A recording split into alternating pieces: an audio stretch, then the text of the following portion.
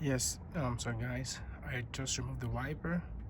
You know, lazy, I won't say lazy, but just to make sure everything go back the same way. I had to mark the wiper blade where it's sit, and on this one too with the tape.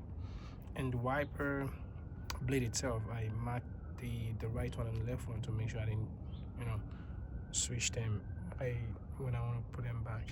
So this front pack has been removed. The wiper shed has been removed, and this will be the next thing. This panel, this plate, we need to go. Planning to remove that plate. Then I'll take picture once I remove those things. Those ones too, I'm gonna take the video. But that's the next thing. This will go too. Then I'll keep taking short video.